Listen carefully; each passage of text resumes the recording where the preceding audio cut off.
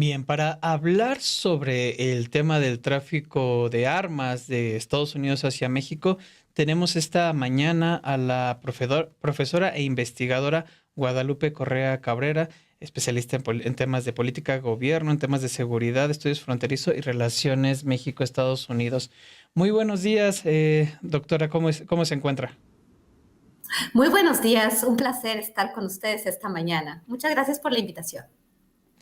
Eh, Profesora, un tema que nos interesa demasiado, ya se puso sobre la mesa de parte de México, ya dijo la presidenta Claudia Sheinbaum Pardo que en estas mesas de coordinación se va a ir a trabajando este tema del tráfico de armas de Estados Unidos hacia México. ¿Qué es lo que debe de poner México y que le debe de mandar a Estados Unidos para que esto en realidad funcione y se detenga este río de armas que provienen de Estados Unidos y que terminan en manos de la delincuencia organizada aquí en México? Sí, claro, es un tema complejo por lo siguiente. Creo que ahorita las acusaciones están siendo, desde Estados Unidos, obviamente, siempre tergiversadas, pero también hay que tener en cuenta que hay una responsabilidad del lado mexicano. Obviamente, si los carteles no tuvieran acceso a las armas, no se estuvieran matando ni tendrían la capacidad que tienen de fuego. Obviamente, esto es un hecho. Muchos de este arma, alguna porción de este armamento son armas de alto calibre y algunos solamente para uso del ejército.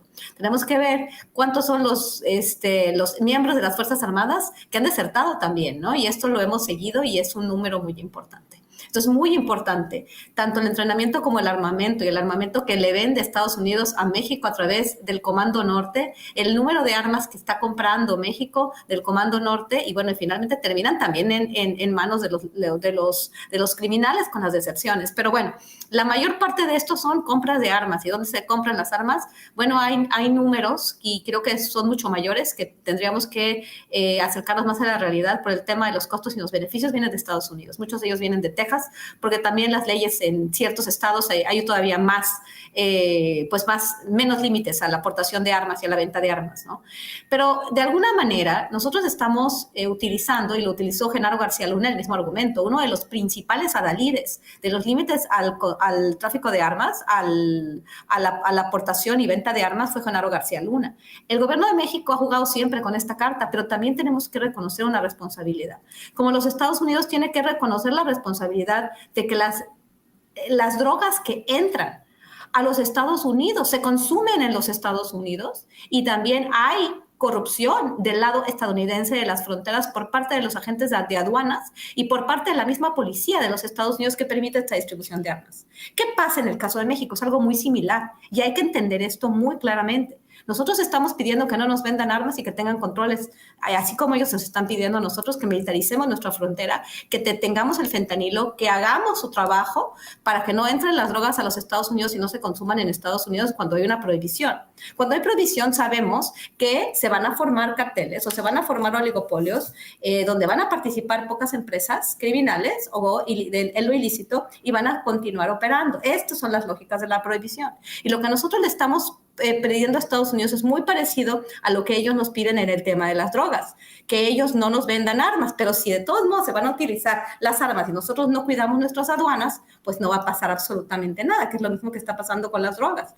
La Kingpin Strategy o la estrategia de cortar cabezas a los cárteles supuestamente para desmantelarlos no ha servido absolutamente de nada. Hoy entran en Estados Unidos más drogas que nunca y se consumen más drogas que nunca, independientemente de la que el año pasado se redujeron las muertes por sobredosis de droga. Sin embargo, se siguen consumiendo más drogas que nunca y de todos lados y de todos tipos. Y ahora las drogas sintéticas, bueno, muchas de ellas también se deben producir en Estados Unidos, no solamente en México. Entonces, ¿por qué pasa esto? Porque hay un consumo interno, porque hay una demanda de drogas, también hay una demanda de armas. Y si nosotros no cuidamos nuestras aduanas y no hacemos la investigación que tenemos que hacer rápido y furioso, es una señal de que estas armas vinieron y además se distribuyeron por parte de la agencia la agencia de armas y tabaco de los Estados Unidos, que es parte del Departamento de Justicia de los Estados Unidos. Fue una operación, primero decían que no era conocida, fue conocida por el gobierno mexicano y obviamente por la Secretaría de Seguridad Pública,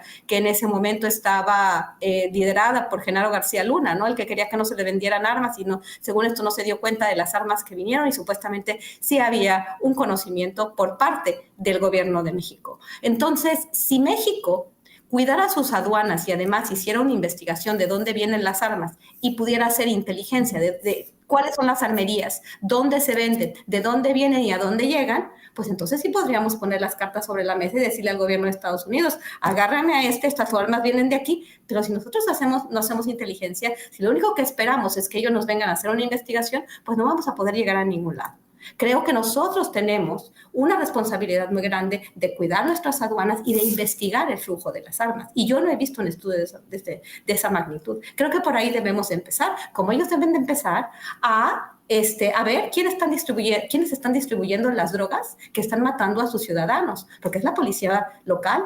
Y la policía también a nivel federal. ¿Por qué entran las drogas a los Estados Unidos? ¿Por qué se distribuyen masivamente? Yo sé que, por ejemplo, y esto sí es una investigación que acabo de hacer, acabamos de publicar un artículo en The American Prospect sobre la crisis del fentanilo en los Estados Unidos, particularmente en uno de los epicentros del consumo de fentanilo a nivel mundial, que es la ciudad de Kensington en Filadelfia. Y ahí los dealers operan con toda libertad.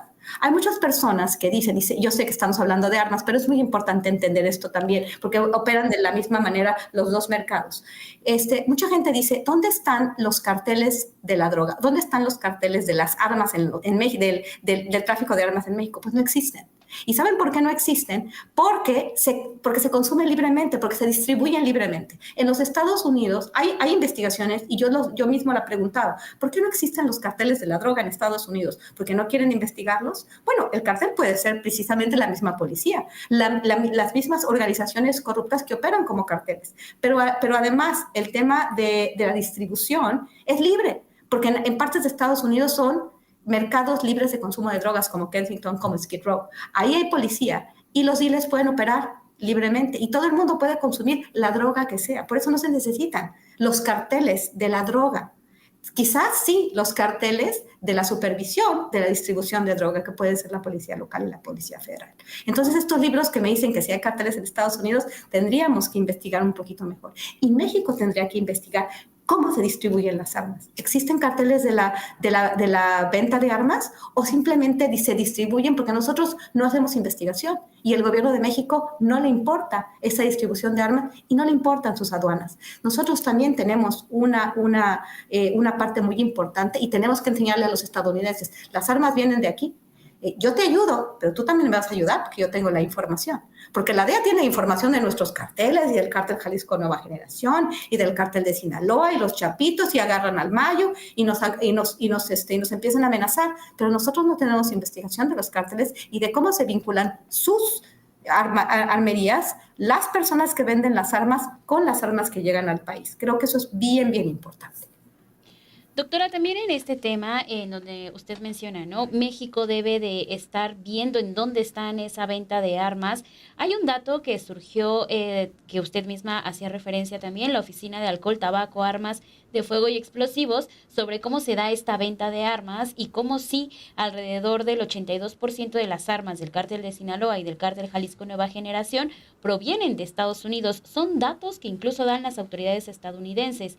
Hay un futuro también para esta demanda en donde la Secretaría de Relaciones Exteriores podría vencer a estas armerías con los datos de Estados Unidos, o si es necesario también, claro, que haya más información y datos por parte del gobierno de México. Mire, eso es bien importante porque existe, pues obviamente existe esta demanda por parte del gobierno de México en el sexenio pasado y Marcelo Ebrard fue quien llevó esta demanda, ¿no? Y bueno, se celebró muchísimo, ¿no? Así como Genaro García Luna celebraba muchísimo sus pláticas en Washington con respecto a los límites en el comercio de las armas. Aquí hay un problema muy grande. Obviamente es la capacidad del lobby, ¿no? Sabemos que Estados Unidos es y yo no digo que nosotros no podamos hacer nada, ¿no? Pero en realidad son grupos de interés, lobbies, pues obviamente grupos de interés poderosísimos, ¿no? Su lobby es un lobby poderosísimo y su capacidad de cabildeo es poderosísima. poderosísima. Por eso yo me enfoco más en lo que son las aduanas. Estas demandas no van a fructificar, porque nos van a decir lo mismo que nosotros les deberíamos de decir a ellos con el tema de las drogas. Pues cuida a tu gente, que no se drogue, porque de todos modos alguien va a llevarla de cualquier manera. Van a llevarla por Canadá, van a llevarla por agua, van a llevar por aire. Tal vez no van a llevar por las fronteras, puedes tapar eso, pero entonces se van a formar redes y van a llegar las drogas. Nos van a comentar lo mismo. O sea, este tipo de argumentos no va a progresar en las cortes al final, aunque avance poco a poco. Puede progresar de boca a boca de los gobiernos que te digan, sí, voy a cuidar mis armas. Y esto puede quedar en una cuestión diplomática. Pero es nuestra responsabilidad cuidar nuestras aduanas, hacer nuestras investigaciones y no dejar que fluyan las armas en este país. O sea, nosotros nos estamos lavando las manos en ese sentido. Y esto es importante entenderlo. Sí, ellos nos venden las armas, nosotros dejamos los muertos y ellos consumen la droga. Pero las cuestiones estas son mucho más complejas. Ahora, otra cosa que es muy importante entender. Estados Unidos tiene, por las asimetrías, una gran capacidad de presión hacia el gobierno mexicano. Y bueno, los individuos aquí en México no van a estar armados, pero ¿qué tal los militares? Porque los militares le están comprando y les van a seguir comprando armas a los Estados Unidos por parte de su cooperación en el Comando Norte. Y ahora mucho más, porque Estados Unidos está presionando que como nosotros tenemos bad hombres y nuestros hombres están drogando a la gente de ahí, pues nosotros tenemos que seguir activando una guerra contra las drogas. ¿Quién nos va a vender las armas y quién nos va a dar entrenamiento? Y se va a continuar lo mismo que se continuó durante la iniciativa Mérida. Y ahora nos van a decir que va a haber otro nuevo tratado entre nosotros y ellos nos van a seguir diciendo qué hay que hacer, vamos a seguir armándonos, vamos a seguir yendo contra las cabezas de los carteles con sus armas y pues de todos modos va a haber armas, ¿no? Esto es la cosa, que tenemos que combatir la corrupción y la impunidad que impera en este país. Y no solamente enfocarnos en estas demandas contra las armerías que muy probablemente no van a fructificar, porque estamos hablando de una economía belicista donde el lobby de las armas va a ser prácticamente imposible que se pueda hacer algo, ¿no? A nivel diplomático se pueden decir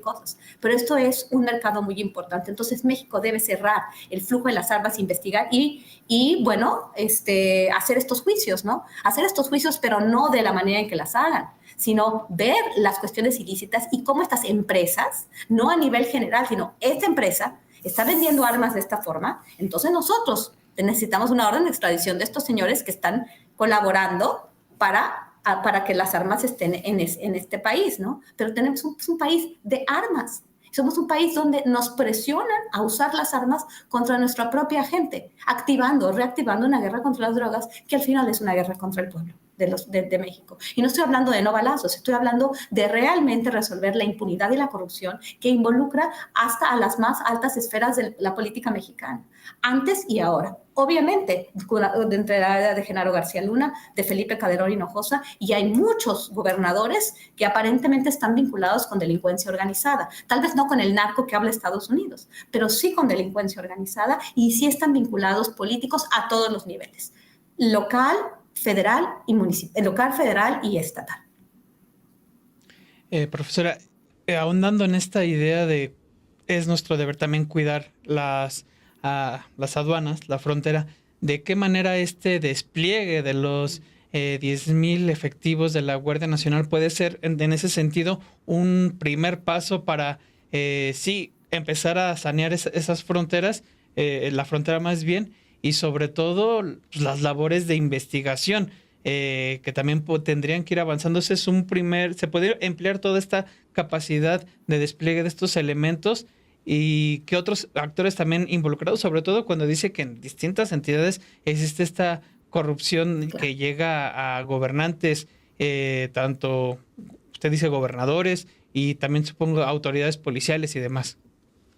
Exacto, autoridades policiales, alcaldes y bueno, miembros de la Guardia Nacional, de la Marina y del Ejército Mexicano.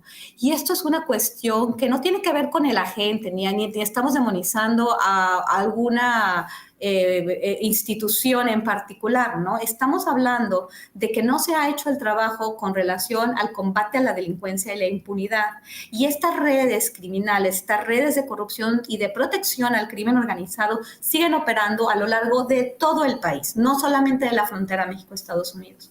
Este despliegue militar de 10,000 efectivos, creo que no, o sea, estamos hablando de un número que no es suficiente, ¿no? Son 10,000.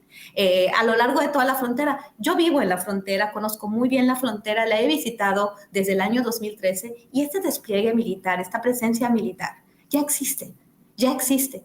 Pero ¿por qué no está sucediendo nada? De la misma forma como opera la DEA. Yo insisto siempre en hacer estos símiles porque es importante para entender de qué estamos hablando, ¿no? Tenemos militares ya operando en la frontera, ya guardando nuestras aduanas, nuestros puertos, nuestras rutas migratorias, pero las aduanas y la frontera, el despliegue ha sido muy importante desde el año 2007 y este despliegue se ha ido extendiendo, lo extendió Felipe Calderón, Enrique Peña Nieto, López Obrador y ahora 10,000 agentes más. Pero si nosotros no resolvemos nuestro problema de corrupción e impunidad y seguimos mandando militares sin controles sin controles, sin supervisión, pues vamos a seguir teniendo problemas y entonces va a haber mucha más infiltración, ya no en la Policía Federal, pero ahora en la Guardia Nacional, en la Marina y en el Ejército, porque ya están operando así. O sea, cuando uno habla en las diferentes ciudades fronterizas, pues te dicen que hay puntos y que los puntos son halcones, ¿no? Que los puntos están ahí, pero no están defendiéndose nada más del grupo contrario. Más bien están los puntos para evadir a la Guardia Nacional, al Ejército y la Marina, para evadirlos, no que no los arresten, sino que no les cobren piso. En realidad así es. Y lo están diciendo. Tenemos que acabar con la corrupción, la impunidad y con las redes de protección, que las mismas autoridades a todos los niveles, estatal, municipal y federal, están facilitando, ¿no? Esta protección está siendo facilitada. Entonces es un problema de impunidad y de corrupción, no tanto de despliegue. Es, por ejemplo, también con las drogas, ¿no? La Kingpin Strategy que está operando la DEA y que la sigue operando con todo el dolo del mundo. ¿Por qué? Porque saben que no les ha funcionado para nada en su propio país. Se sigue muriendo la gente de sobredosis de droga en cantidades impresionantes. Y no es por los carteles. Al final, esta cooperación antinarcóticos y este enfoque en cortar cabezas de los narcos no sirve de nada. ¿Por qué? Porque es un narco, le cortas la cabeza y vuelve otro narco y vuelve otro narco y vuelve otro narco.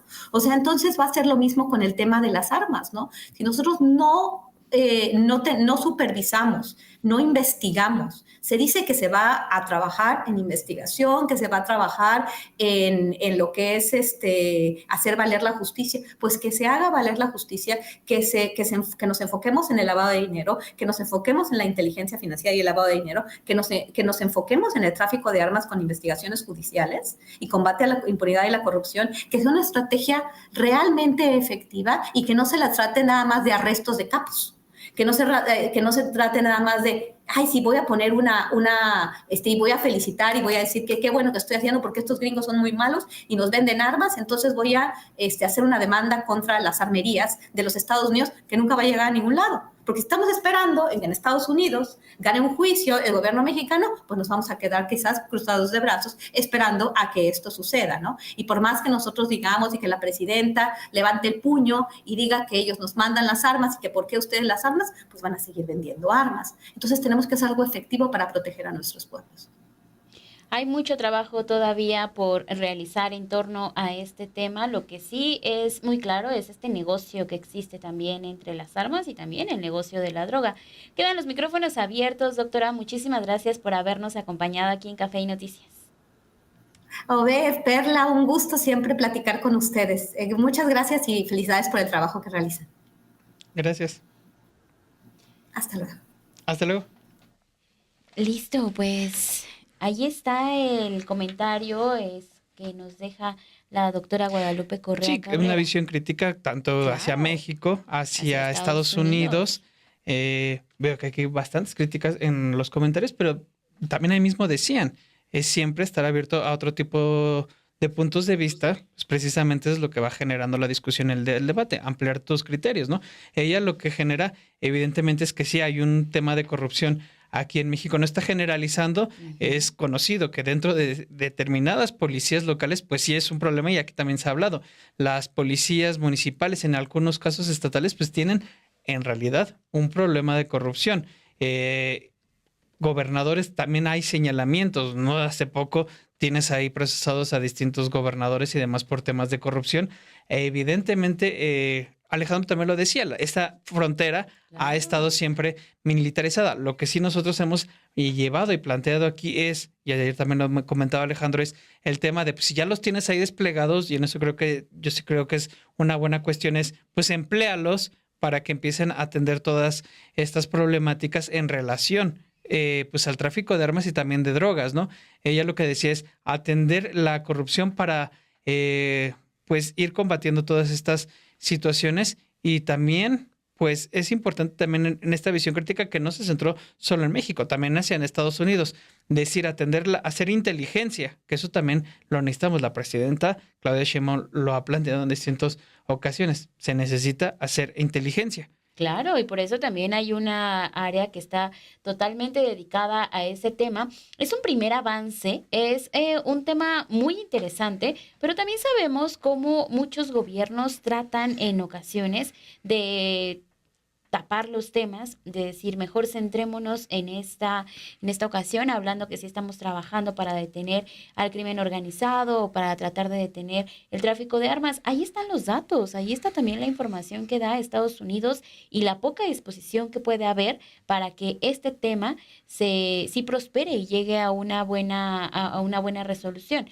Nos lo explicaba la doctora Guadalupe Correa, pero también desde este lado hemos visto cómo Estados Unidos quiere eso, ¿no? O sea, Estados Unidos busca que el pensamiento y que la visión esté nada más dirigido hacia un punto, es decir, México es el culpable, pero de que hay redes de corrupción, de que hay redes de impunidad, eso es algo que sabemos también aquí en México, ¿no? Sabemos cómo están coludidos muchas veces algunos gobiernos con el crimen organizado, para los migrantes incluso, ¿no? O sea, todas estas redes que se arman son redes que se tratan de desarticular y que es un trabajo que no se hace de la noche a la mañana, es un trabajo que va avanzando y que va también ahí tratando de dar resultados y ojalá, ayer lo decíamos, ojalá que pronto lleguen ese tipo de resultados para que se avance en un tema tan importante como es la seguridad y como es el tráfico de armas y como es también el tráfico de drogas. Ahora, también está el tema de las demandas allá en Estados Unidos, que nos lo decían los mismos investigadores que ellos, en este trabajo que preparamos Romina Gándara y su servidor,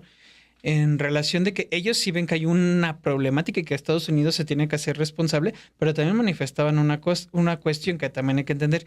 Estas demandas que ha presentado México en Estados Unidos difícilmente van a prosperar por una cuestión. La Asociación Nacional de Rifle tiene, y eso es cierto, un poder tremendo allá en Estados Unidos. Financia campañas, republicanos y demócratas. ¿Qué lo hemos dicho? Republicanos y demócratas, pues es básicamente, le acabamos de exponer los datos como, de acuerdo con datos de la ATF, pues incrementaron las ventas en el gobierno de Biden, ¿no? Entonces, las demandas más bien es un mensaje más, y es lo que nos decían ayer los investigadores, una manera de presionar a Estados Unidos para manifestar que ese es uno de los temas que preocupa a México. Sí, hay trabajo que hacer en México, pero también lo que está diciendo la presidenta, también en Estados Unidos tienen que poner de su parte y de ahí que se estén estableciendo esas mesas de trabajo, las cuales hoy expone, que es precisamente lo que van a tener que trabajar, ¿no? Sí se necesitan labores de inteligencia, pero también Estados Unidos tiene que hacer lo suyo para que llegue México y les diga, a ver, yo ya arrastré que de estas 9,000 armerías que hay a lo largo de frontera, los focos rojos son estas, no sé, 4,000. Y en poder actuar en esa manera, ¿no? Y ya adelantó también parte del trabajo Estados Unidos. Entonces, pues ahí ya hay datos que da la oficina que está también allá en Estados Unidos, una oficina que está dedicada incluso a ver ese tema, que es la de alcohol, tabaco, armas de fuego y explosivos. Así es.